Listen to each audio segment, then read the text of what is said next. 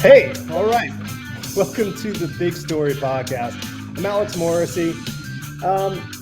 It's just me today, so fantastic. And we have an amazing guest. Mark Laming has joined us. Oh my gosh! And it's not just me. It's whoa. Just when you thought it was safe. It's just when I thought it was safe. Thank goodness. Mark, welcome. I love your towers of books. There's far too many of them in too small a space. I know. It's like you're one shake of the earth away from being entombed. Oh, absolutely. It has happened on Zoom meetings. Do you have to text people like help? Send the crew. Dig me out. My oftentimes collaborator Nate Cosby is convinced that I will be found under a mound of Alex Toth books. That was always a fascinating subject, like, living in New York City for so many years, the idea that people who were just found in these apartments just packed full of, their life. Sad. Let's take a moment.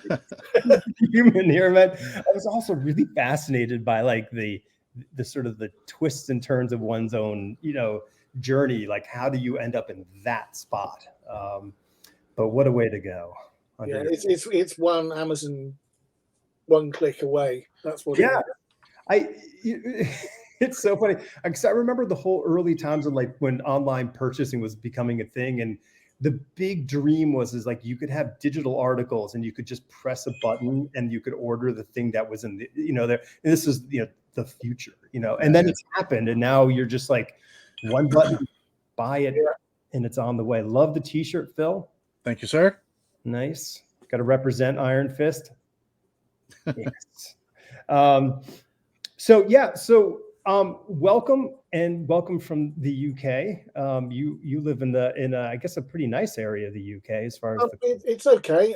It's outer London suburbia. Yeah. But we have nice things like it. We've got an old palace as part of the town and an old area which is very Tudor, which is nice. Oh, that's wonderful. Phil, don't you have and the rest of it is kind of like 1950s Stark New Town. Yeah. Right. Yeah. We have a castle right in the backyard. Yeah, that's what I thought. I thought you guys have a castle as well in the Bronx. So, classic Bronx castles. Actually, you just got to drive upstate just a smidge, and you got several castles. Brick by brick were sent here. Yep. Yeah, right. From your side of the pond, but I think they just clicked a button on Amazon and then the castle. It's that one click. It's dangerous. It's really dangerous for this little guy called Rockefeller. Just ship all those bricks this way. The Rockefellers are cruising the internet, going, "Oh, that's a lovely castle." Yeah, that's insane. I'll regret that tomorrow. Buyer's remorse. So what's the latest purchase in the book pile that has stood out for you? Let's have a look. Probably, can you see that? Yes, absolutely. Yeah, this is wonderful. It's a new artist to me. Okay. Vincent Mallet, and it's a fantasy book from France. Absolutely superb stuff. Yeah. That was like when I went to Paris. That was like the big thing. I was like made a beeline straight to the comic book stores in Paris because I'm like, okay, there's got to be plenty of things that I don't know about, which is quite obvious. Claire Wendling is who I discovered. Yeah. Thank you, world. You're welcome. Good job. She just blew me away with her figure work. It was just gorgeous. So long live France. Yeah, I'm such a big fan of the European stuff. Yeah. I got a lovely small book. It does not look small, Phil. Don't hurt yourself. I got the collected oh my gosh. Oh, I have one of those. You can kill a man with that. Check that out. Wow. Great? It's everything. My Lord. All right. Well, I want a full written report on that one when you're through. Oh boy. I'll do a review. How about that? Okay. But it has channel. but it has to be under 50. It has to be under 60 seconds. That's the rule. That's what YouTube is establishing for short. So has it really? Yep. And I listen. Don't be mad at me. Just be mad at YouTube. You know how I am with rules. Yeah, you don't like them. So Mark, you know your way around a pencil. I'm just gonna say straight up. And we're all of the same age category. So I want to know, how come I didn't know about your work sooner than later? So I've had 2 or 3 attempts into comics. One when I left college, I went to work for Fleetway IPC on Revolver, which was their adult book at the time. So they had 2000 AD and the Judge Dredd book, and they were doing an adult anthology as well. And I got commissioned on the last issue as they were closing the doors. And I mean, it was great because I met some wonderful people, like Peter Hogan, and I became very good friends after that. But he was always, "I'm sorry, we went bust." Right. So I went away and sulked for a while and was a graphic designer for a few years. Then in the 2000s, I came back after having been in bands and being a graphic designer, wanting to get back to the thing I actually enjoyed. You sit there and think, what am I doing? I'm doing this awful work that I don't like. I'm playing in bands and we're not getting anywhere. What would I actually want to do? And it was like, it's always been comics. Right. So I said about self-publishing for a while, and then set my my sights squarely on DC and went and worked exclusively with them for 3 years at Vertigo. There you go. That makes, and so this is, I guess, early 2000s. Yeah, that was bang on then. And I was lucky enough to be working with Howard Chaykin, who I was, my favorite writer, my favorite artist at the time, and all round great guy. Man, Chaykin was such a mind blower, growing up for us. Like, that guy just kicking the doors open on all sorts of kind of interesting ideas. I mean, American Flag. God, everything in that's great. It was so interesting because I remember, like, he used the sort of the part that, he sort of built words around Plex, and it wasn't being used around at the time. Like, things weren't called the Metroplex or the movie Plex, and then it started happening. And I was like, oh my God, like, this guy could predict the future. But that book, man, I read that book religiously. That was such a really influential book. Yeah. Even in times when I couldn't afford comics, it was that and Cerebus I would be buying. Right. I'd still find my way to the store to get those two. Yeah. Yeah, the books that really kind of grab us as kids, they had this sort of thing, this thought, like, we sort of peak like at 12. Oh, like, yeah. Like our interest level peaks at 12, and we're like, okay, we poured the concrete, let's move on, and you can find it's not that you stick with the same bands, it's that, like, you fell in love with music.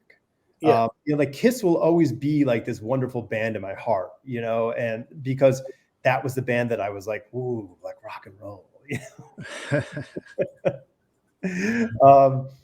Yeah. So I mean, but you were like, but as a kid, so, I mean, it was, so you were into comics, like, I can't remember a time when I wasn't reading comics. So they were, my mum and dad were, typical sort of middle class family at the time, were really into me reading, and it didn't matter what it was.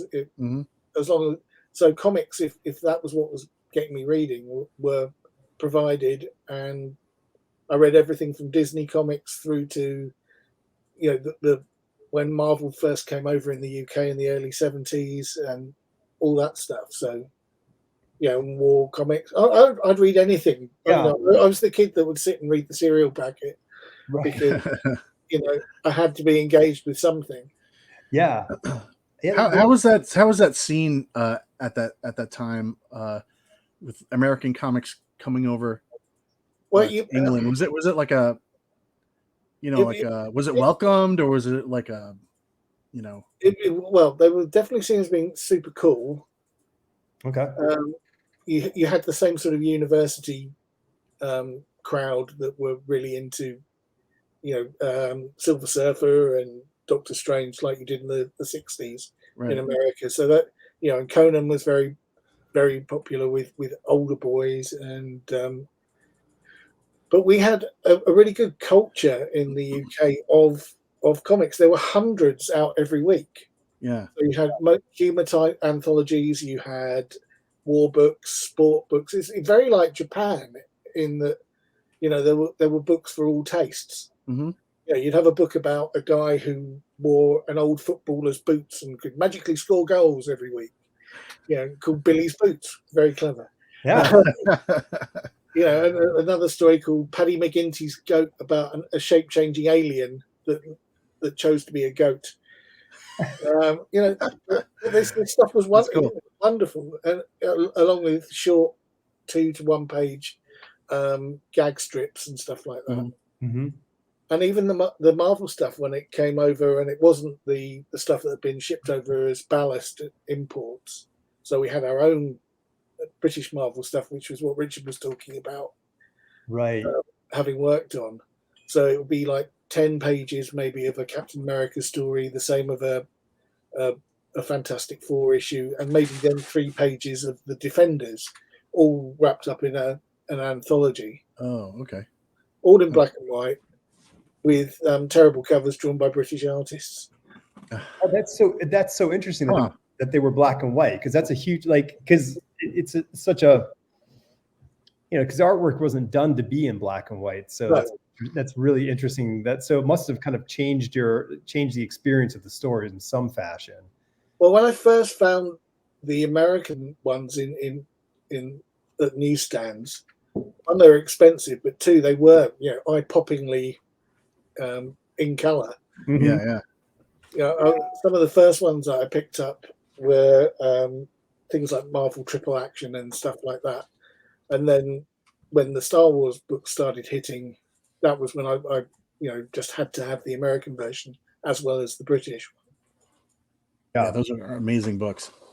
Yeah, that was. And again, that takes us back to Chaikin, because I still think that first issue, although he hates the work he did on that, is some of the most exciting looking comics ever. I think I had like every issue of that Star Wars run probably up into the 70s, as a kid. We would have like 3 packs that you could get in supermarkets, and I don't care if I have that already. I need that again. Yeah. I just want that 3-pack, Mom. Well, we had those in the 80s, and they were called Marvel grab bags when we got. Okay. Yeah, and then you had that middle one. You're like, maybe the middle one might be really cool, or it could be in the Invaders, or it could be garbage. Man, I love the Invaders. I love the Invaders. I do now. It took me a long time to love Frank Robbins, but I love his stuff. Oh yeah, I had this thing in the 70s as a kid. I loved Frank Robbins and Frank Springer artwork, and like the Franks. And like it was Robbins who did. I'm gonna get this. I know I'm gonna get this wrong, so I accept that I'm wrong already. But didn't Robbins do the Human Fly, Phil? That was Frank Spit. Damn it! I knew it. Yeah, different Frank. I was right because I knew I was going to be wrong. Is that fair? I have one of those pages up there. Yeah, one of the first books I could get a number 1 of. Oh, really? Yeah, so that was kind of exciting. So I blew Phil's mind. What was it, like 2-3 years ago, Phil, when I sent you the video of the real Human Fly? Yeah, the real Human Fly. Like, it was a licensed comic book. I had no idea it was licensed. I was like, what? Yeah, I can remember it being reported on UK news about him coming over to the UK to do stuff, and he had a comic book. I mean, and we should have figured it out. I mean, he had like that pseudo Elvis short cape thing. Evil Knievel. Yeah. I don't know. We had real superheroes that were on our tellies in the 70s. You had Evil Knievel, you had Dali, you had the Human Fly. Yeah. We actually had superheroes. Yeah. That's a great point. Yeah. I mean, it was this, there was enough mystery still left in the world that you could get away with that kind of, I mean, like Kiss, for example. There's a band that, you know, like, who are these mysterious musicians? You know, it was kind of exciting because we didn't know. There was only one you could figure out what he really looked like without the makeup on. Who? Paul Stanley. Really? Because you put the mirror up. Oh, because he didn't have the black on one side. Right. So you put the mirror up like this, and then you see the reflection of the other side. Sense. No, and there's Paul Stanley. I'm gonna get him on the show. I'm gonna get. we're gonna talk about that. So, right. So you like all of us, you're an inveterate, you know, scribbler, drawing and just doing stuff. You know, listen. I copied so many comic book drawings and sort of lived for that kind of thing. I mean, you said you went out of university, you went, you know, into the comic business in the UK. So like, was this like your sort of like your mindset, or was this something that it was an opportunity? It was something I can remember standing up when we were asked when we were, must have been 8 or 9, about what we were going to do when we left school. Mm-hmm. I remember saying I was going to work for Marvel Comics. Oh, okay. That's pretty specific. Right. Gonna do it. Game on, go. Yeah. That must have made you look either really cool or horrible amongst your schoolmates. Yeah, I think I probably looked horrible. Yeah. It's okay. We all did. I wrote be a comic book artist as well on my. Yeah. What are you going to do in 10 years, or where will you be? You were 32. Yes. That's impressive. Yeah, it took until my 40s, but I did work for it. Right. Well, I was thinking about it, like, well, he said he went to DC, so like it took a while to make your childhood dream come true, but he did it. Yeah, absolutely. That's fantastic. So, who are the artists when you were like, I guess, I mean, were the artists that you were sort of inspired and influenced by as a kid, were they the same ones that you carried into your professional ranks, or did you toss aside, you know, somebody? There are some that you toss aside. I mean, John Byrne I still love, but there's no influence of his work in mine. I think that might be pretty common. Yeah. You know, probably John Buscema the same, mostly for his Conan stuff. But there's loads of British stuff like Frank Bellamy and oh god, the name's completely Frank Hampson, who more Franks, who did Damn Dare. Again, work I absolutely love, but I don't see a lot of it in my work. Right. Yeah, you know, I've got collection after collection. Well, I mean, it's funny because we all like we cumulatively say, oh, well, you know, Jack Kirby's the king of comic books, you know, but like he really doesn't influence directly much in the terms of like people creating artwork right now. Like that sort of direct influence disappeared somewhere in the 70s. I think I was more influenced actually in terms of how I saw the world by Scooby-Doo, which later on you then find is Alex Toth. Yeah. And that was, you know, although I don't draw like him, it's in my mind. Yeah. That's where I'm trying to get to. Somebody posted that the other day, and I answered the five artists that influence you, you know, in your work, and I did a rank choice factor, but like Toth was number 2 on the list for me, mostly because his name's Alex, but otherwise, no, I mean, but Toth, like it really, so much of it comes back to Toth on this sort of storytelling and clarity aspect of comic book artwork that really is like, okay, if you need to study one thing, well, just look at that guy's artwork and you'll figure it out. Yeah, you do it all. Yeah. I guess him and Gil Kane for me. Oh man, Gil Kane. Always loved Gil Kane. I don't think anybody could draw figures as interestingly as Gil Kane. It's ballet. It's not comics. You know. Yeah. It's beautiful. And I can totally see. You know, it's funny now that you say that. I'm like, oh, like I can totally see there's like, not that. It's some of your work, but there's like the figure work. I can see the Kane stuff. Like, I mean, this dynamic figure, you know, like it was fearlessness that I always felt in Kane's. Like, well, Gil Kane loved this angle. Oh yeah, I'm a big fan too. It's the up the nose shot. The up the nose shot was the Gil Kane special. Yeah, just give it the cane. Yeah, it's. I mean, that guy really was just. He and Jose Luis Garcia Lopez, I think, are like that's a big influence. Yeah, like those that I can see as well. I can so see that because they're you can kind of draw a line from him to Toth as well, like Garcia Lopez and Toth.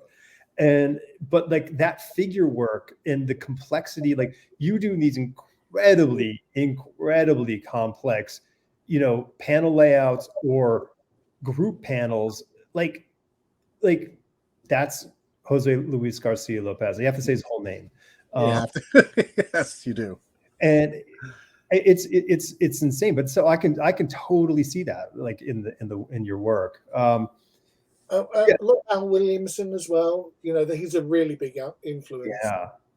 And again, it's that thing of from seeing his work and Lopez's work and Gil Kane, I can't stop myself when it comes to detail because I've seen what they put on the page and I expect to see that. It's it's so funny because like Phil and I we've known each other for a million years in a day, and I don't draw that much anymore, but when I do, like I can't stop myself like from putting detail down. Like I would love to be like this, and be like Mignola and just be like, that's the idea of a thing, take it.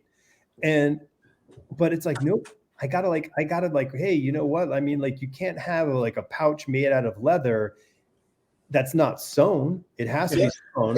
We got to see that stitching, and then we got to know exactly how that robot works. Yeah, for sure. And it's got a little clasp on it, right? Yeah, I mean, I could just draw a thing and write robot, and people go, "That's a robot," So, I mean, I quite often post layouts, and people are going, "Those are finished pages," and I'm like, "You're joking." Yeah, like I haven't even started. I wish I could be more like that. To be honest, and it's same here. The job would be done in 2 weeks. It would be no time. Do you? I mean, but like with that here, so this is an interesting question. You can be the judge of that, but it makes me think. Like, do you find any sort of like real interesting magic and maybe some lost magic in your layouts to your final work? Always. Yeah. The layouts are always the most exciting part and the best part because you haven't ruined them yet. Right. You can still see with that amazing page that's in your head.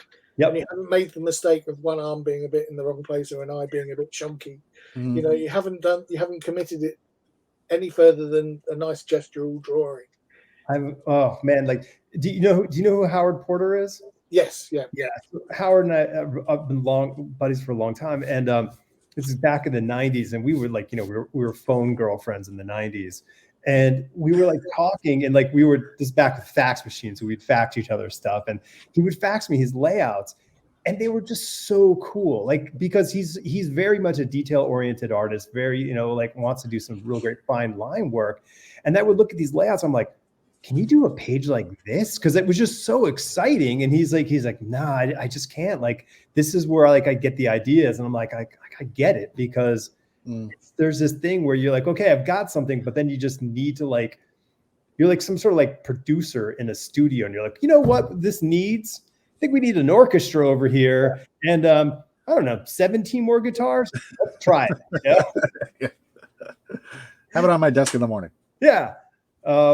But so that goes to the other thing, like, is that like, so then you have this layout and you're real excited and it's a perfect page in your head. And then you had mentioned before we started that, you're going to might be up late tonight. So we apologize. It's a long goddamn day drawing comic books. If it wasn't comics, I wouldn't do it. I don't know why I love them. Yeah. I do. In the Richard Starkings interview, somebody called him a lifer, and I completely understand. Right. They got me at an early age, and nothing else is as much fun. Right. Yeah. I feel the same way, dude. Yeah. Even when you're working with like a a script you're not really that happy with, or you've got a ridiculous deadline of 20 pages in 2 weeks or something. Yeah. It's still better than doing advertising. Mm-hmm. Yeah, there's a lot. There's an amazing upside to so much of it.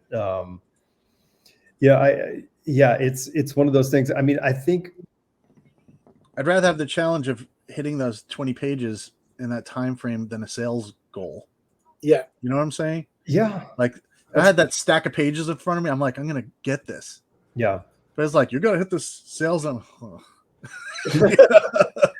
Nobody really enjoys, nobody else who gets to enjoy that sales goal. There are some people. There's some. No, I mean, like, but when you hit it, nobody, like, there isn't a group of people out there going, yeah. Oh my gosh, sales goals. Yeah, the boss. Yeah. And then he goes, next, do it again. No one's going to run around the room with you doing this. Yeah. Right. It's hard to also put that up on Instagram too, you know? Yeah. Sure. Yeah, it's and it's really weird because it is such a solitary pursuit. You know, you are really kind of stuck in your little space, doing your thing, staying focused on this, relatively thankless task at many times. I'm trying not to have a stack of books fall on you. Yes. At the same time. Hard hat. You could get a hard hat. That would be helpful. That would work. Yeah. So I mean, you're working digitally now, right? Yes, yeah. That happened when I was working on a graphic novel for Ubisoft, and the game that the graphic novel was based on kept on changing the models, Oh. and it would be, can you just change those 8 pages you've finished because we've de-aged the character, Right. or we're not having that in the game anymore. Mm. And the pages were literally like just big gouges out of them, and it was right. I'm going to go out. With the advance I've got, I'm going to buy myself a Cintiq and just work digitally. I don't think it's any faster. Right. It's just less annoying. Yeah. How quickly were you able to adapt to that change? That Cintiq, I can't even. I think in terms of drawing was fine. It was inking that took me a long time to get something consistent. Yeah. Where I felt that it was, if I was working on a cover, that was easy. Across a page, if you zoomed in too much, you could go too small on a line, or conversely, you'd go too fat on a line. Right. You'd get something which looked blur. Yeah. I think you can set parameters on your zoom. Like you can't zoom in past a certain percentage, which probably would help that. The generation of our eyeballs doesn't. That was also very useful, because I can remember going to, I think it was about 7 years ago, going to New York. I had a bag full of commissions I needed to ink the day before the show. Mm-hmm. And I pulled out the paper and it's like, I can't see what I've drawn. Yeah. And it was quickly ran off to the pharmacy to go and buy try as many pairs of glasses on. Something where I could actually see in front of me. Oh my gosh. Yeah, it's been the last, it's funny. I think when we started this podcast, I wasn't wearing readers on all the time, regular basis, and now like I can't, like if I take them off, it's like you guys look like you're 23. So we'll take them off. Yeah, it's crazy because it's like, and it's like that. It's just that 50-year mark, man. Like it's like okay, time to you need to help. I've always been the kid that had 20/20 vision up to that point, Yeah. Mm-hmm. Yeah. Me too. I blame the computers because my work, for the last 20 plus years has been strictly on the computer. And I think that just exacerbated any sort of, issues in the eyeballs. Do you miss the blank paper page? No. Okay. No, not at all. Okay. Even when I'm doing commissions now, I'll pencil that on the Cintiq, print it out blue line, and then I can go in, and I don't feel like it's going to be a disaster. It's almost like I put as many things in place before I start that I'm not going to ruin it. Okay. That's right. I get it. I switched. I mean, I bought a Cintiq. I don't know, 2000, like maybe 10 years ago. I think was the first time I bought one. As I do graphic design work, so I'm like, well, this is justifiable, right? So I bought it, and it speeds things up. I mean, you really do feel like you're kind of working with the subject that you're using. But when it came to like drawing, like I was like, oh, no work. Let me look around. Like, let me do some drawing. It's great. Like, it's such a great tool. And I purchased Clip Studio a couple of years ago, and man, I love it. I love it more than I like Photoshop for drawing. You see, I've used Photoshop since Photoshop started, and I kind of feel that it would mean to learn something as well as I know Photoshop again would just be something where I can't foresee a time where I'll have the time to invest in it. The thing that I like about it is that it's purpose built for comic books, and the tools they're just directly applicable to what we need. And like, so the pencil lines feel more like pencils. The ink lines are a little more directly like inking. But the only thing I don't think it's as good is for coloring. I still think coloring might be have the edge on the Photoshop side. Yeah, I've used it 2 or 3 times. I got bullied into buying it by Dave Gibbons, who is an unstoppable man when he gets enthusiastic about something. Okay. Yeah, that'd be pretty cool to be bullied by. So. Oh, he's been since I entered comics. I was known as London to him for years because he couldn't remember my name, but I was nearer London than he was, so it was like I was known as London. That's hilarious. That's great. Now I mean, let me circle back to sort of influences since you brought Gibbons up. I mean, were any of the UK like the big artists? I mean, Dave is definitely an influence. Yeah. Steve Dillon, definitely. Oh yeah. I've never seen anybody draw as well as he does just sitting next to him. I mean, it was literally brain to paper, no construction. Yeah. Incredible. Amazing. I had the joy of sitting next to him at the San Diego where he was just sketching and sketching. And in the time that I'd done one terrible sketch, he produced like 3 or 4 wonderful things that he was just giving out to people. Wow. Yeah. Isn't that like, I mean, it's an interesting thing that sort of that early time of like doing the live sketches, at cons, like there is this, it's a really rusty kind of beginning point, like where it's because you're not in your spot, you're not doing your thing, you don't have your music the way you normally like your music or whatever the stuff is. The lighting's really bad. Oh yeah, you have shadow, and you're like, ah. Yeah, it's a whole lot of stuff. But there does come a point when you kind of start getting your I don't know, but I feel like you hit this kind of point. You're like, oh, I can actually do this again. By day 3. Yeah. Yeah, the last day of New York normally is the day I do the best commissions. Right. Yeah. And then the sad thing is that like you're there and you're so busy, people are talking to you, and then you have to go back to your hotel room and like finish your artwork, so you don't even get to have fun. Yeah, that's fun. Yay. I mean, as well as Dave, Brian Bolland. Yeah. Oh my God. Kevin O'Neill, I love because he's just so bizarre. Yep. Well, Jamie Hewlett. Oh, Jamie Hewlett was in my last year at college. Deadline came out. Oh, okay, great. It changed everything because it was suddenly like, this stuff is bananas. Mm-hmm. It had that Hanna-Barbera look about it, but it had something else, and the stories were bonkers. There was nothing logical about Tank Girl. No. And then you had Philip Bond doing his really beautifully considered Wired World stuff, which was like Love and Rockets. Yeah. That stuff was right. And you had Steve Dillon doing his adventure strips, and Brett Ewins doing what Brett Ewins does, and it was really punk rock, and it covered really good bands, Mm-hmm.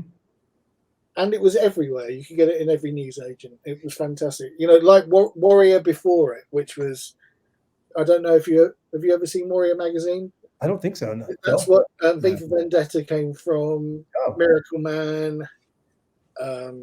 What else did Alan Moore have in that? But it was where Alan Moore basically became the godhead that he is. Okay. Mm-hmm. And he had people like Gary Leach drawing Miracle Man, which was just incredible stuff. And then Alan Davis came on after that on the book, being inked by Gary Leach, and that was just amazing stuff. Yeah. Yeah, if you haven't seen that, if you can find it at shows, it's worth picking up. Okay. That's a great one. Yeah, I know those individual pieces, but I've never seen them in a collected book. Or yeah, it was similar to like your Savage Sword of Conan kind of size magazine. Okay. You know, okay. and then the big one has always been Barry Windsor Smith. You know, Barry. Yeah, my favorite. As I refer to him as the Robert Plant of comic books. Oh yeah, absolutely. Yeah. No one was a bigger rock god than he was. No, there hadn't been, and there never was. I mean, he is it. Like he's the guy. I think Paul Pope gets close, but he's just not quite as rock and roll as Barry Smith is. If Paul Pope could walk around, two things: shirt unbuttoned all the way down to the crotch. 1, 2, walk around with a T-shirt with your own goddamn name on it. Yeah. Those are the 2 things you can do, because that's what he did, and it worked. Yeah. He had a shirt with his own name on it? Yeah. Oh, yeah. I didn't see that. Yeah, that's amazing. There's quite a lot of him wearing the Ghoul Blimey press ones as well. And that's awesome. Yeah, all the guys who were in the studio, I think, are fantastic. Oh, that's my that's where I'm trying to be. Do you know what I mean? I don't think I'll get there, but it's where you're aiming at. Did you ever work in a studio? No, only a small graphic design studio. Right. No, I'm just curious because I mean that was a thing. You know, that was a thing sort of in the 90s. Was a bunch of artists were of my peer group in age. Everybody had studios, so like there was a bunch of people who all had like, we're here and we're doing this, we're making comics. So, Gaijin Studio was like probably the biggest here in the States for a while. But it's fun working with a bunch of people. It's exciting. Yeah, I can imagine. I've been offered places if I move over to come be at a few people's studios. Phil will have you. Phil's sure. Yeah, he loves that. He loves more people in his apartment. I'm one of those small space guys we were talking about. Yeah. Earlier. Yeah. Everything on top of everything else. Yeah. So, I mean, like, did you like? I mean, you went to university. Did you study art in university or art graphic design, or what was graphic design and illustration? And then in the second year, they decided that I was a stronger designer than I was an illustrator. And bearing in mind, this is 1987, and the art that's being produced isn't very figurative in terms of illustration for magazines. Mm-hmm. I mean, I was told that my work looked like it should be, the painted work I was doing should have been in women's magazines. And I was thinking, fantastic, that's exactly what I want to do. Right. I love people like Austin Briggs and Robert Fawcett and sure. Al Parker, and so they weren't insulting me. They thought they were. and the only way I could get away with doing illustration on the graphics course was to do comics again. Oh, okay. So I went back to comics and I did a short graphic novel in the second year, and then I adapted Ian Banks's The Wasp Factory in my final year as a big project that took me near enough the whole year. Oh wow! And it didn't serve me well in terms of results at college, but it did get me work afterwards. So it was okay. And, well, how many pages was that for you to produce? I did. I think I did. I didn't finish the whole thing, but there was about 50 pages, Okay. and that was all painted because you Oh. had. That was at the point where Dave McKean had just brought out Violent Cases and Black Orchid, and Bill Sienkiewicz was being brilliant. Sure. So it was very much more in that style of things than how I work now. Yeah, I think we were all high on Electro Assassin for at least 3 years. God, yeah. I mean, it was like the high water mark of like what you could do, and it was ridiculous. So okay, yeah, because I mean, your sort of your growth arc must have been really interesting from the beginning of those pages to the end of those pages. Oh yeah, they're very, very different. I think I only showed the last 10 pages in my final show. Yeah, everything else is in the portfolio, but and that's the rest over there. But let's just look at these. There's so I mean, when you're going off to go show, to shop your work around. I mean, the U.S. market of comics is very sort of channeled. You're a writer, you're a penciler, you're an inker, you're a letterer, you're a colorist. Like, it seems to me that the UK is a little bit like, we need to get the comic done, do as much of it as you can possibly do. I mean, somebody like Dave Gibbons, he was penciling, inking, coloring, and lettering his work. Wow. So I went in thinking that, well, you had to be able to letter, you had to be able to ink, you had to be able to pencil. And probably because Simon Bisley and Dave McKean were making all the money, you probably had to be able to paint quite well too. Right? Yeah. So, you're working on all those skills at that point in time. Yeah. So it left a lot of time for dating. Oh, no. I seem to have managed to have that all worked fine too. Okay. And I was in a band that was semi-professional at the time. You had I don't know where I had all that time. Right, all that free time. Yeah. It's. I mean, I'm fascinated by the sort of the difference between the UK market and how the approach was compared to here. I mean, I think you made a really interesting comparison to the Japanese market. I think definitely. That is a pretty common sort of, or at least a comparable thread between the two. There's this sort of do the whole thing. It's a vision of, as sort of few creators as possible versus spreading out the production line. That's I like it. So when you shifted gears ultimately in the 2000s, came back into it, and you I'm going to go work for DC. How did you approach that? Put together a portfolio every 4 months and flew over to America and did conventions. Okay. Wow. Invested the money I was making as a designer into getting in front of the right people. So I met people like Mike Carlin and Karen Berger, and ultimately got to Shelley Bond. And Shelley Bond had taken my work and seen it at San Diego, but it was very fast, and it was one of those this is nice, I'll put it in my bag. Thank you. Right.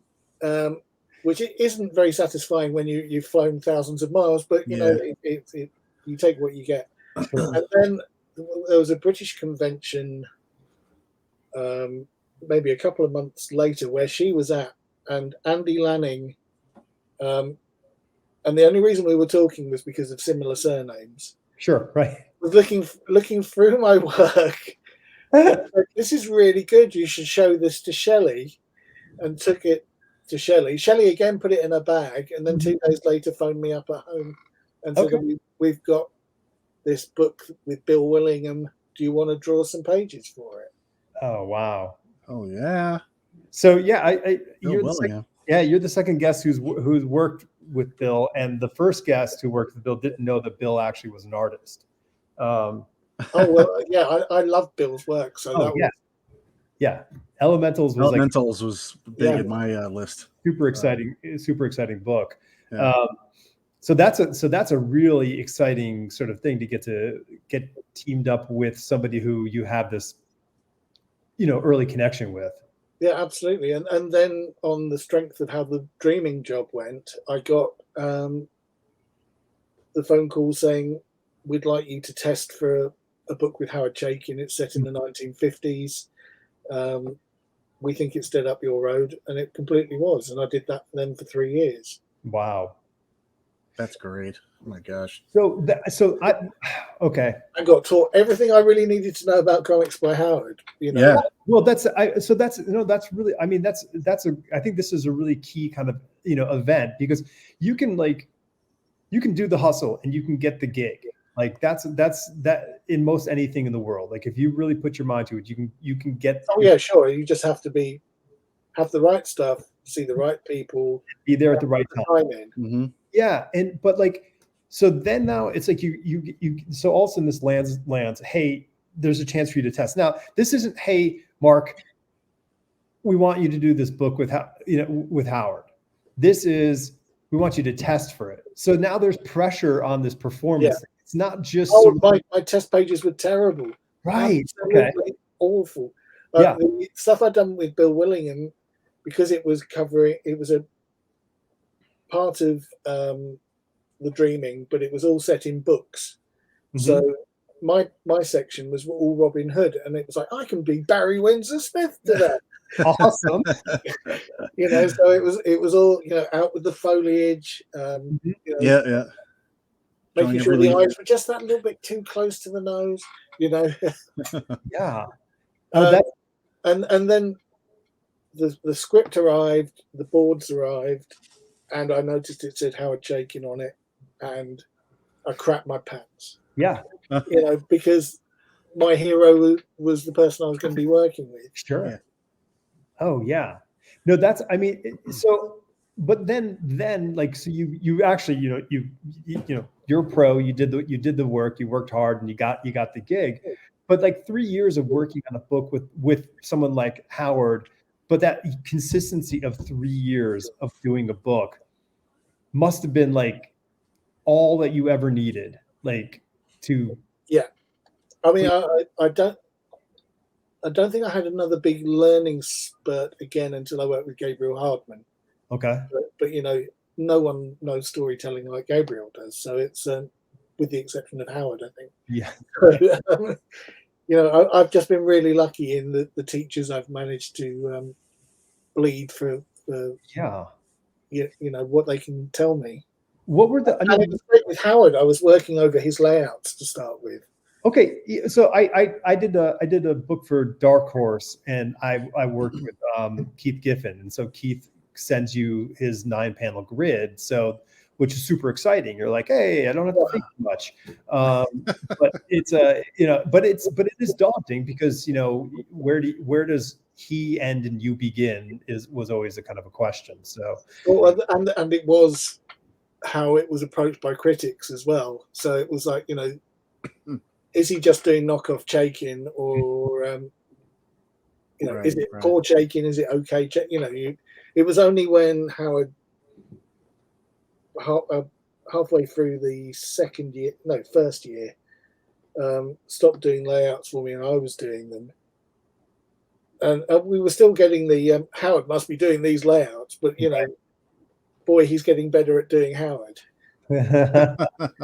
Well, so I mean, was Howard doing the layouts as sort of his script writing process, or was it a, well, let's help the new guy out? Oh, it was helping the new guy out. Okay, yeah, because cool. I had several really good long conversations with him on the phone. When he came over to the UK, he visited, and we talked over the book and stuff. Mm-hmm. So it was very much like being welcomed into the family, and don't mess up, kid. Did he give you a kiss on the cheeks and pat you then? No, well, just like, don't make me kick your ass. Yeah. Did he have a nice suit on? Was he wearing a good suit at the time? Oh yeah, impeccably dressed. I know. I tell you, it's something to strive for. Is the wardrobe? It's true. So what were what do you think are the things that you entered that period of 3 years and ended up those 3 years? What were the main sort of learnings and growth in you? What were the things that you said, you look back and go, okay, if I knew these 3 things, what were they for you? It was Page design, your art has to serve the story. Make sure that you know who's important on the page. Right. So it's finding, who is the story actually about, and are the other people who are talking in the panel important, or should they be sidelined? It's about finding where that sits. Good framing. That's one of the things I really learned from Howard. And treating the page as a stage, and making sure that action happens left to right as well. Yeah, kind of important. Yeah. It's one of those things it takes a lot for me to do it the other way around. Yeah, it's so ingrained. I know. I get that. That it's a super important thing to keep moving the eye in the direction that you're turning the pages. Like you want to keep that story clicking in those directions. And then Howard would send me Toth clippings and show me like the journey through the page, and that's very important that I make sure that with the page you're showing at the moment, where your eye moves, that is one of those ones where this is me being a clever dick, like Dave Sim would be in Cerebus when he was really showing off. So you've got the figures coming in on the left, being seated on the right. Yep. But rather than splitting it into panels, it's a whole splash. Yeah, it's beautiful, man. No, that's great. I mean, but like you got to show off, like I think that's like, I think that's inherently in comic book artists, is this sort of show off kind of factor. I mean, because we're all like, in third grade for us is a third year for you in the UK. Yeah, like, I mean, like, you're the kid in the class who can draw a little bit better than everyone else, and it's that, like, I'll show you how to draw a plane, It's a big thing. So we all, and then you have a wealth of peers, who are all ridiculously talented, and it's a matter of like, there's nothing better than getting that attaboy from one of your peers. Sure. I got a note from Howard about that particular spread. Yeah. Saying, nothing but nice things. And it's just like every so often, it's nice to hear from Comics Dad, Oh, definitely. It's, having a mentor in whatever you do in your chosen, vocation is so important, to have that person who you can check in with, and when you check in with them, you realize, oh, they've been checking up on you. Like they're like, hey, like I'm not, you're my peripheral vision all the time. I know what's going on with you, and they're there for those times. And you're just like, you think I should should I do this gig? And they're like, yeah, absolutely. Or, is this where you really want to head your career? So, yeah. So you got very fortunate in that respect. Oh yeah. No, I've been nothing but fortunate with people I've worked with and people I know. Very early on in my career, I got to know Duncan Fagredo very well, and Sean Phillip. So when you've got those two as mentors and friends, you've got a high water margin to work up to. Especially as I think Enigma by Duncan is one of the best comics I've ever read. It's brilliant. It's one of those things where it's like, it's very nice to hear them say nice things about your work. But also when they're telling you that perhaps you could spend less time drawing, right? Yeah, that maybe you should listen. Yeah, he showed up on the radar. I think it's like '93 for us. He did the California movie. Oh, that was so good.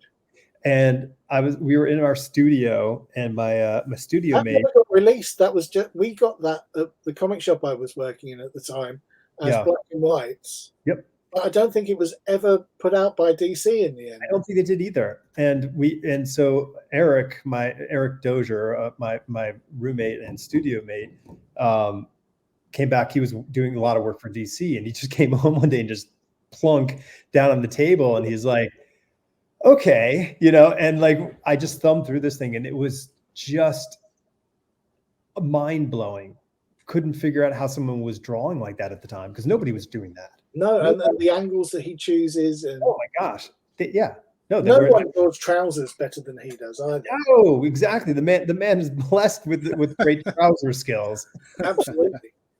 He was great trainers as well. You know, he shoes and pants he's really good at. Yeah, no, there's and also the little speckly things that float in front of your face when you're either high or it got hit in the head. Yeah. Yeah, he's a master at that as well. Yeah, so okay, so I mean, I love the idea of the you know, the sort of the knowing the subject, the compositioning, you know, and you know, the framing, like all those elements to tell that story. Like you learn sort of the boot camp, 3-year boot camp. Obviously, you're a slow learner, but it's so like are you like, okay, I'm going to keep going? Were you keep sticking in the Vertigo world? Like, what was your sort of like, did you have an agenda like at that point? I was happy to stick with working for Vertigo. Unfortunately, my dad got diagnosed with terminal cancer at the time. So my work was getting slower and slower, and I ended up having to quit the book. Okay. So I then went and taught, because I could do that and look after my dad at the same time, at university teaching illustration. And then again, it just got to that point where people kept on, who I was working with, kept on saying, why aren't you working in freelance anymore? You know, you're too good to be, you know, teaching this rabble. Yeah. Yeah, and I love teaching. You know, I ran a course for 6 years at a university and loved doing it. Didn't like any of the politics, didn't like being a manager, but I liked designing the course and teaching. And then I got an email from somebody saying, would you like to do a digital graphic novel? And the pay was good. And it was like, yeah, sure, I'll do that. And that went out on the Comixology platform. I think somebody from Boom then saw that. And I got asked to do a book with Gary Phillips, which is another crime book. And that was right in my wheelhouse at the time. Cool. And then from that, I did Planet of the Apes with Gabriel, and I haven't stopped working since. Oh wow! You know, literally haven't had time off since then. So what was that? 2012. Wow! So it's just been nonstop. Yeah. That's well, I mean, you know what? I mean, it's interesting. I think like I don't know. Like I think it's a kind of like we almost have to stop doing things that we really want to do to be able to gain some sense of perspective or rekindling some sort of passion or understanding as to why we're motivated to do them. And for sure. After 3 years on American Century, I was losing some of my love for comics at the time. Yeah. And it was little things like they were printing directly from my pencils at the end, and I wasn't really being paid any more than I was for doing pencils, because you know what you've done is you've just penciled it well, right? You know, and it was just, and I was being paid well because it was DC, right? But you just kind of felt, you know, maybe I should be being paid the inking rate as well. Yeah, since it's finished work. Sure. Right. And it was you know, little things like, you know, one, I was overtired, I was burning out, and I was getting a bit disgruntled with the business. Yeah. Well, yeah, I mean, that's I think that probably is pretty common. I mean, because unfortunately, most of the time, comic book artists are not paid, you know, something that keeps them completely, because I mean, you know, we lost whatever, a lot of comic book artists of sort of the 90s generation disappeared because they were poached by animation studios and video game companies because they had all these great skill sets and abilities, but the money was way better. So they were like, oh, peace out. And they just did covers. And we lost a lot of like amazing interior artists because there just wasn't the dollar there for them. Sounds horrible, but that's what it was. Yeah. Oh, for sure. I mean, I don't think we'll ever see the days of the early 90s at Image with the amount that people were paid for a book Right. ever again. Yeah. And you know, and there were some amazing people doing some amazing work, you know. I mean, like like Aaron Weisenfeld sort of had this little brief window of amazingness, and then Oh yeah, absolutely amazing. yeah, and I tracked him down, and he's doing these beautiful paintings now. There and nothing like you'd expect. Yeah, like, yeah, I've found them. Yeah, they're fantastic. Yeah, and I said, "Hey, you want to come on?" He's like, "Yeah, I don't really want to talk about my comic book history anymore." Like, I'm like, "Okay, fair enough." All right. But it's like Travis Charris, you know. He doesn't have to work, so he doesn't really. I guess is the way it is with him now. Yeah, yeah, and I mean, and like, you know, we were fortunate. Yeah, dude, Travis is insanely talented. Just beautiful work, and just it was a showcase. Every time he sat down and did something, it was a showcase, and we all kind of benefited from it. So I mean, I guess in that period, I mean, so was it around? What was it, the mid-teens that you switched over to digital? Yes, yeah. Yeah. So you put away your favorite brush and said farewell. Well, I still have the board in the studio, and I still have the brushes, and Yeah. you know, commissions are still done like that. And I keep on thinking that I ought to do splash page, especially when I was working on all the Star Wars books. Mm-hmm. But I maybe should have done the 5 most sexy pages on the reel, then I can sell them, you know. But time never allows for that. Right. Oh, that's so good, dude. Yeah. Thank you. that's far too many years of watching Star Wars. That's well, I mean, listen, I go back to that 12-year-old, you know, like this stuff is like just kind of locked into our little brains. I skipped this one. It's Katana and Chewie. Yeah. I mean, even with the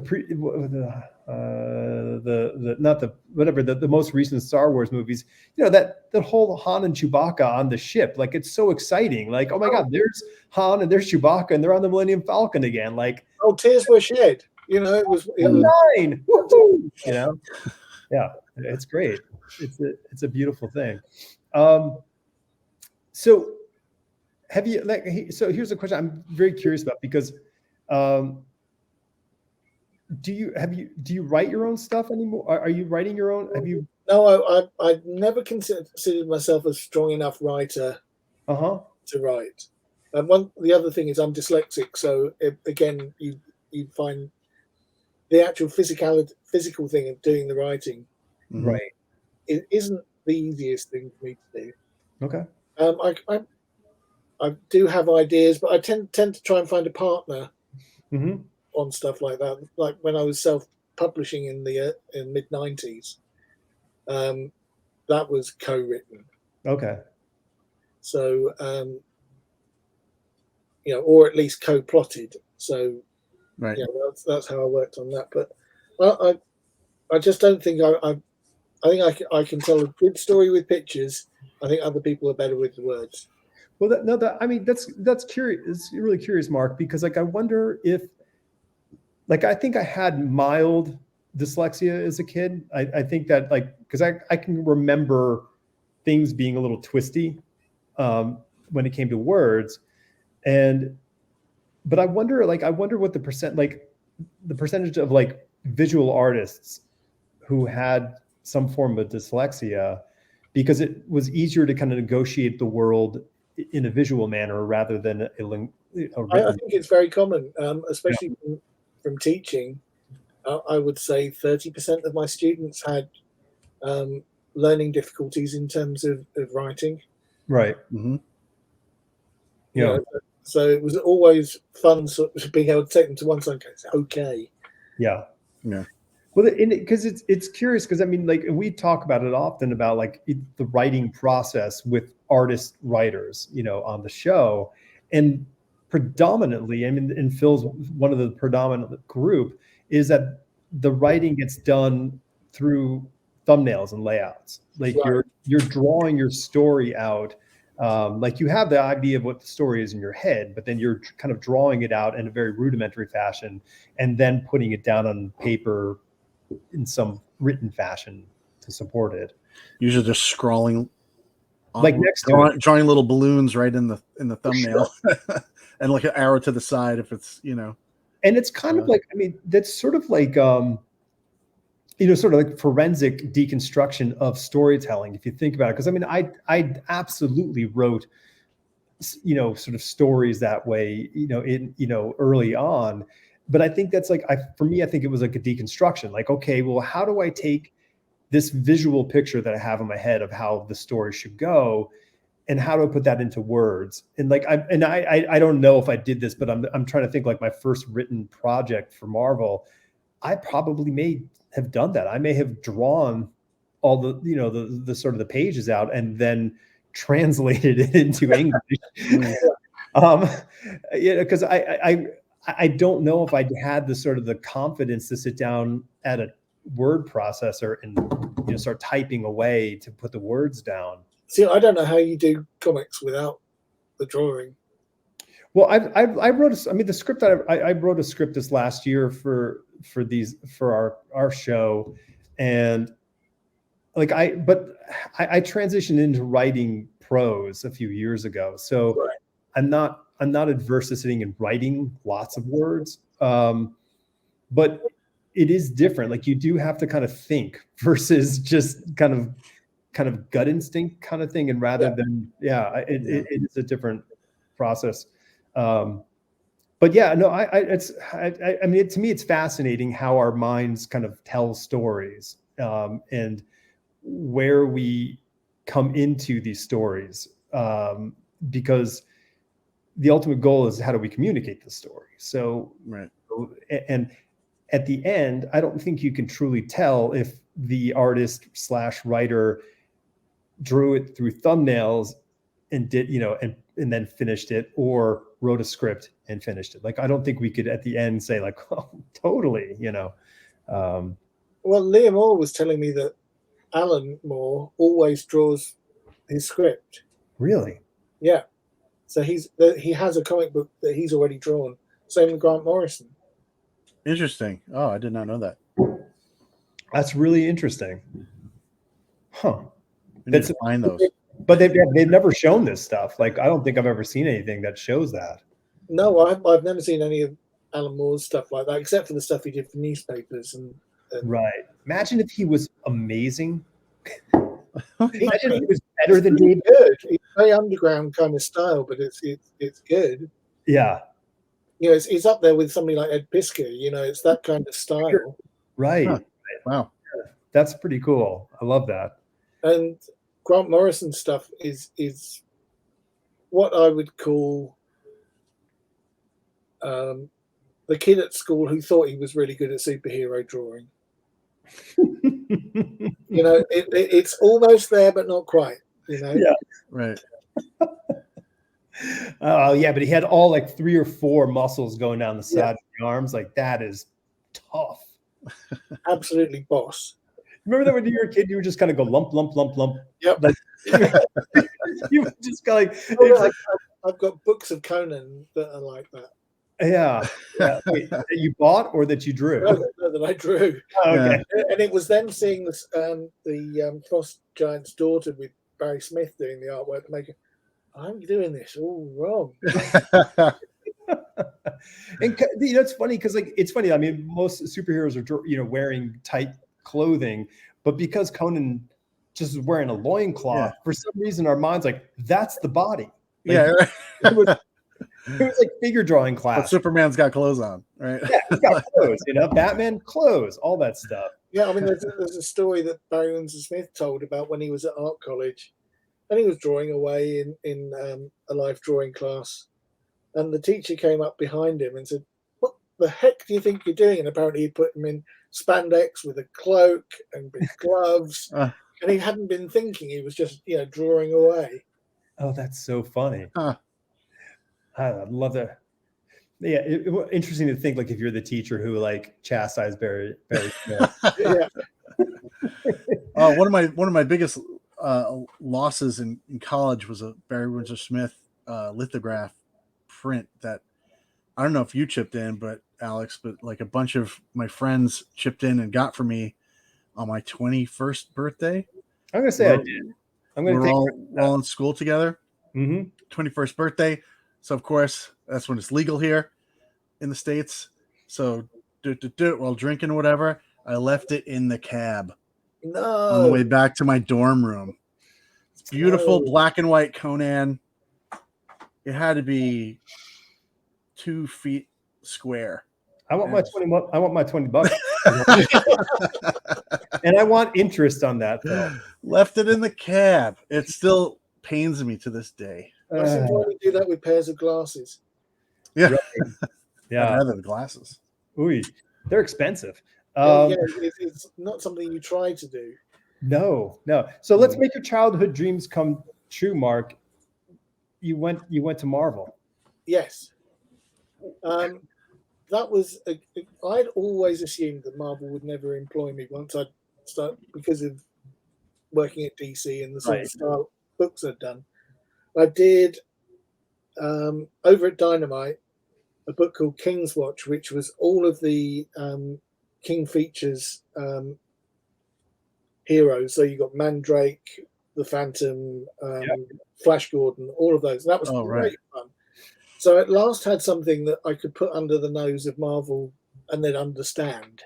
You know, without going, well, you know, can you do this, but can we have Spider-Man in it? Right. Yeah, pictures of people smiling, which is something you forget that Marvel like. Yes. You know? So not everybody's like having a bad day. And I happened to arrange a portfolio review at the Thought Bubble convention. And this is when I was working professionally at the time. So, but I figured it's the only way I was going to get in front of CB Sabowski and have 20 minutes with him. And within 2 pages of going through my portfolio, he was like, "Why aren't you working for us?" Right. And Great question. I didn't think you'd want me, but I thought I'd have a look. And I then went from, I think 3 months later, I was working on the Fantastic Four and the Invaders. You posted that great piece today on Twitter, or somebody posted that great piece on Twitter, your FF piece, and it's such a great fit. Like it's like yeah, duh. Why would he not be drawing the Fantastic? I was swing artist with Leonard Kirk on that, so it was like you had somebody really, really good that you had to live up to every other month. That's such. I mean, that's like one of those. Like, it's funny because like that book for so long didn't get its sort of its props, you know, for years. Just kind of like whatever, Fantastic Four. Like, I think ever since John Byrne left in the 80s, and his run was so good. Yeah, and they were. It's one of the best runs ever, but it's just like, God, that's like to me that's like the marquee book to be to get in that company. And I had the best luck because it was written by James Robinson. I know, what a crappy writer. Yeah, because I mean, if anybody understands old superheroes, and how they should be treated, you know. Oh, Paul Smith. Yeah, I'm throwing out the names of guys like. Yeah, there's a guy from our Ute. Oh god, absolutely fantastic. Those X-Men comics, some of the best. Some of the best, absolutely. Yep. Yeah. Leave It to Chance is fantastic. I know. It's so good. Well, okay, so I mean, did the kid in you just be like, yes, like within the first job, I had to draw Captain America on a page, and it was like, welcome home. Wow. Yeah, that's awesome. Oh wow, that's pretty cool. Doing the Invaders was great because it was Namor, obviously, Captain America, Bucky, and all the other associated characters, and just like with the Fantastic Four, you couldn't ask for a better thing for somebody of my age to want to draw. Yeah. Yeah. Was Union Jack in that crew? Yeah. I didn't get to draw him until later on when I got brought in to do a bookend on an issue which P. Craig Russell, who's another big hero, was writing and penciling. And Barry Kitson was doing the inking. And they needed somebody to do a whole section which was the invaders fighting the Martian war machines from War of the Worlds. Mm-hmm. And then I had got to redesign and bring back Killraven to the Marvel Universe. And that was a huge thrill. And P. Craig Russell inked the last page, which is the splash of Killraven coming back. Damn. Okay. So wow. I wet myself that day. That's like I would. So this is interesting. So my mentor was whatever, Michael Golden, and when I was really young and trying to break into the business, we were talking about that, and he's like, he said, I didn't know what I was supposed to make a comic book sort of drawing look like until Craig inked him on one of those early Batman stories. And he's like, that's when I really understood like this sort of how much was needed to be put down for reproduction. And so Craig Russell is like, that guy's like he's God tier. Well, it's also purposeful. Like all his everything he places on the page is so intentional. Mm-hmm. It's well researched. It's well drawn. It's just his Elric stuff was fantastic. Mm-hmm. I could wax lyrical about how much I love his work. Books. I mean, I remember tracking like in art college, tracking down all that Elric stuff in the magazine formats, because I'm like, I got to find it, because it hadn't been like, it was expensive to get the books that they had printed, because they were out of print and you had to find expensive copies. So I would go to all the comic shops and just rummage through to see if I could find these tattered copies. But I didn't care. I just wanted to look at the artwork. Yeah. When he was doing fun days with Michael Gilbert, I would make the effort to go into London to Forbidden Planet and have to have those along with Cerebus and Flag. It was. So I mean, the fact that he inked your stuff is ridiculously cool, man. That is. Yeah, well, and just having him email me was enough, Yeah, right. Yeah. No, he is. There's that group of artists from the 70s that laid this sort of visual and mental foundation for those coming after, to say, okay, well, this is what we can do. Like, we can really kind of change how this looks. It doesn't have to be what it was for the last 15, 20 years. That's beautiful stuff. So that's fantastic. I have to show these because these are ridiculously cool. Sorry. Oh, the James Bond covers. That was a great series to work on. That was with Greg Pak. We only did 3 issues, but it was great to do. They're so cool. Then the Star Trek one has another sort of very graphic. Oh yeah, that's an Al Parker pastiche, but it's beautiful. Lots of fun, and my favorite episode of Star Trek as well. So oh really? Okay, that's your favorite. That's cool. Yeah, I introduced my wife to Star Trek somewhere in the early 2000s, and so she bought like the box set that came in those kind of 3 colored plastic each for each season, the red one, the blue, the yellow one, and the blue one.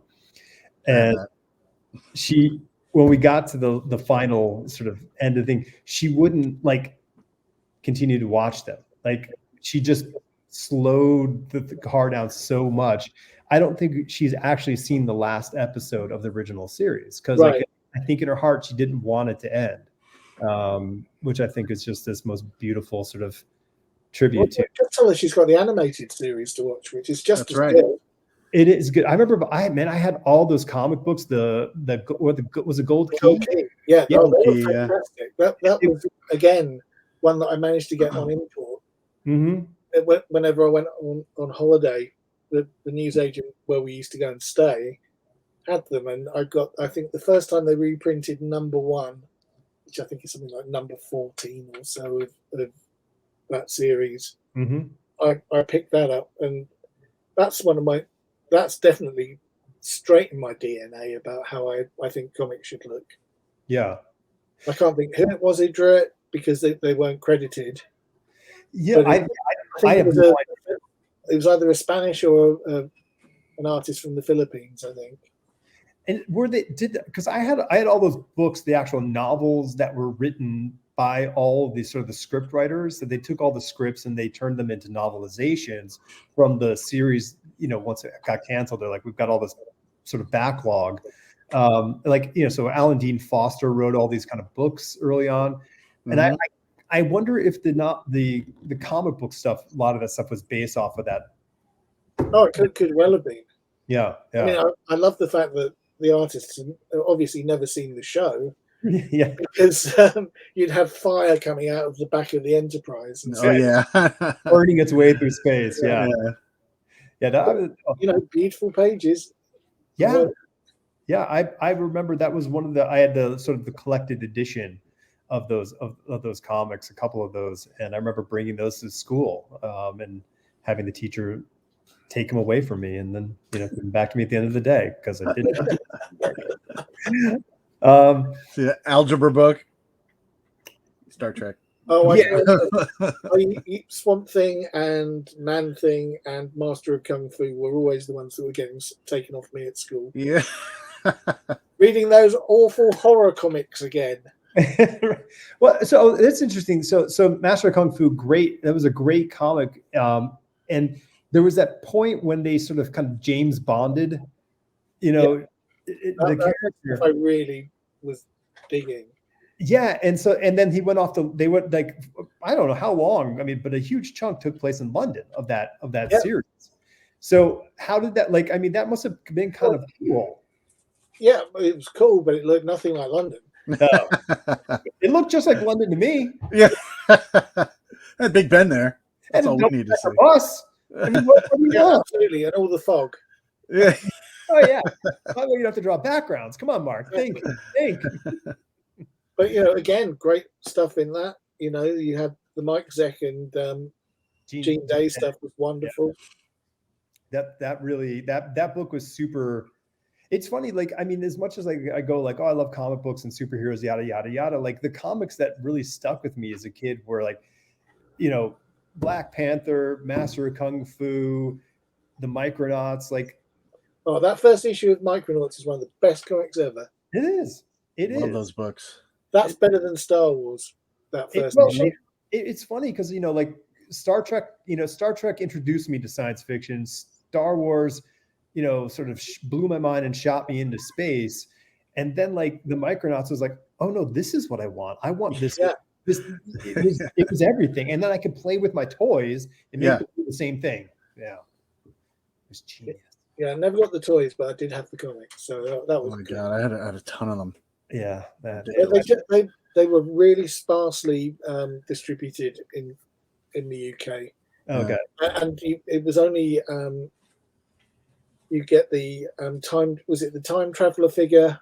Yep. Right. And not Acro Year. What was the other robot called? There's Biotron, and Biotron was the tall one, and then not that one, but the other one. And the little short one, something starts with an M.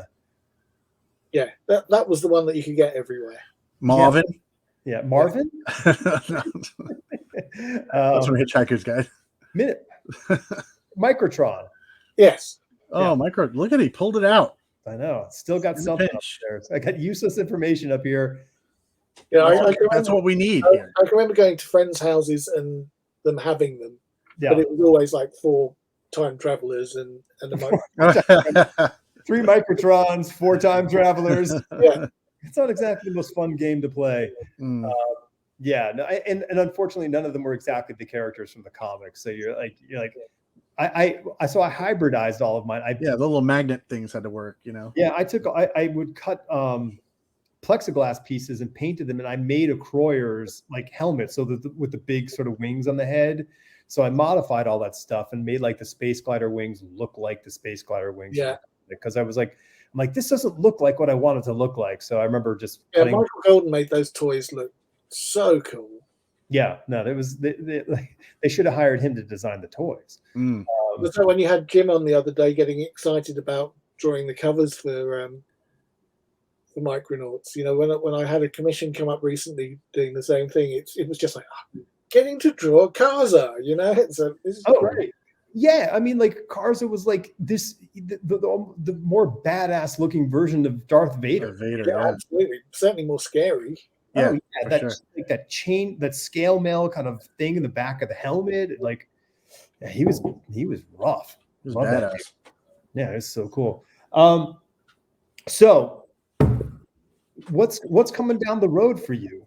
Do you have I'm working on 2 books that haven't been announced yet.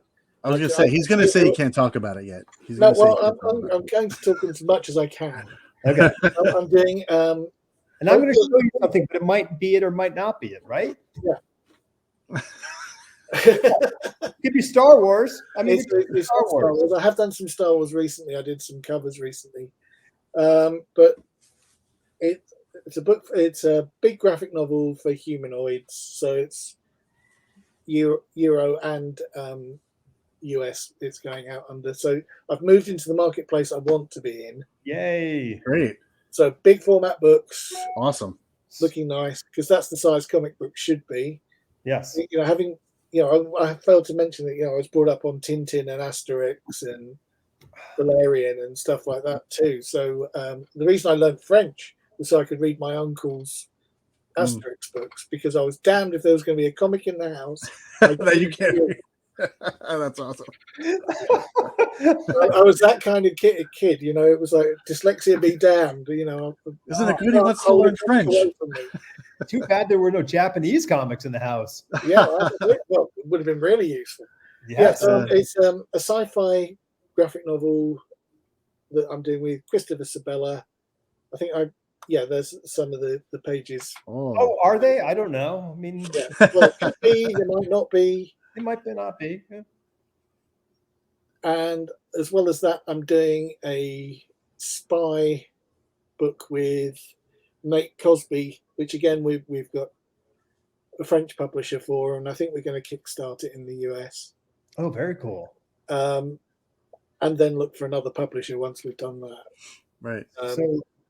Wow. And that's a book we've been trying to do since 2012, when we first actually one of the first conventions I did was Thought Bubble in the UK in 2012 when I came back to comics, and the editor-in-chief from Delcourt was wandering around, and this tall French guy is looking through my portfolio, and he was like, "I'll buy this," and I thought, he wants to buy the artwork. Well, I can't sell him the artwork yet. I haven't scanned it for publication yet. And then he was like, "I'll buy this," which was a book I was doing as a fill-in on an image book. It'd be like dollar signs. And he wanted to buy. What he meant was he wanted to buy the rights to print those almost everything in my portfolio. Oh my god! Wow. So it was.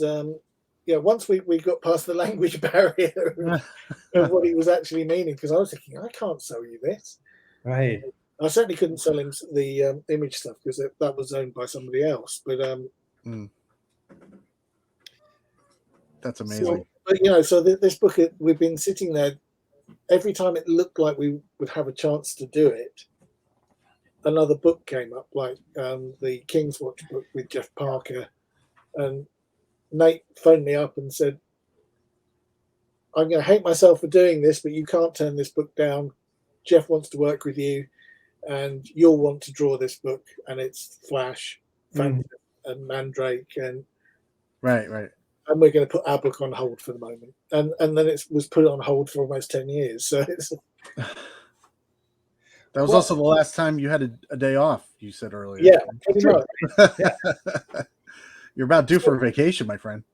you know, we struggled through a Kickstarter campaign last year, you know, and how did you find it? it's a lot of work. It's a lot of work. I panicked a little bit. Phil did panic. He like if we ever get captured and people need to get valuable information, if we have any valuable information, don't bother going after me or Gary. Just get Phil and he'll crack. He'll tell you everything you need to know. Just flash the Kickstarter logo at him a few times. He'll flash that in a black room and just keep flashing it. He'll break. It'll be fine. And with a countdown clock. So he gets and so, but we learned a ton. There was some definitely. We got to speak with some great people who do some amazing work on Kickstarter and are really successful. And one of their quotes to us was like, you guys did everything the opposite of what like the sort of the playbook of Kickstarter is, which I think was kind of funny. But that being said, we're going to have to do it again because we wrote a story which has more than one chapter, so we have to do more of them. Right.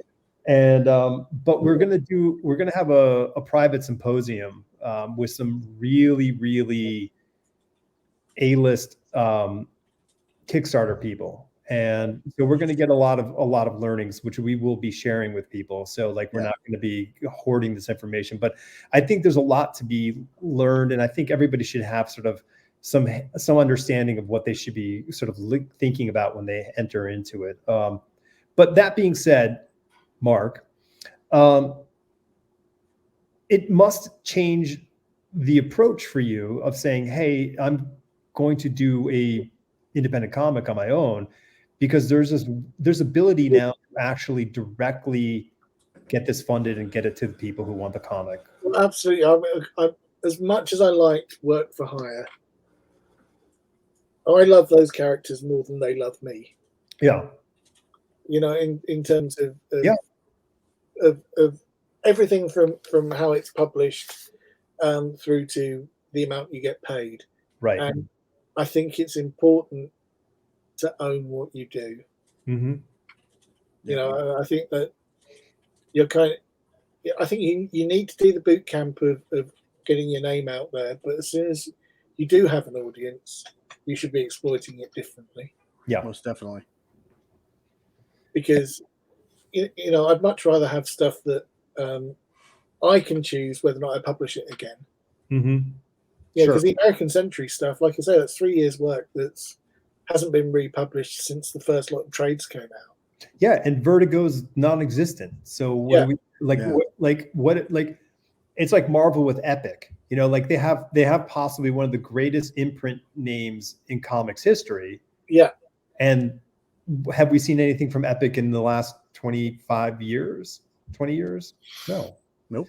So I think, you know, what's interesting is that like, you know, the model used to be work for DC, go work for Marvel, make DC jealous, go back to DC. Get higher paid, right? Yeah. And that was kind of the way to go.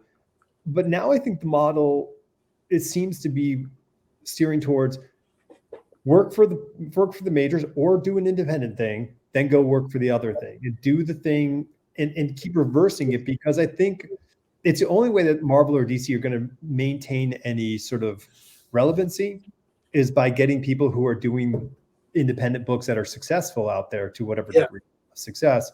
And it also, like, listen, like, as you said, you love the characters more than they love you. And sometimes you've got to go on the date with the cheerleader who's just not really caring.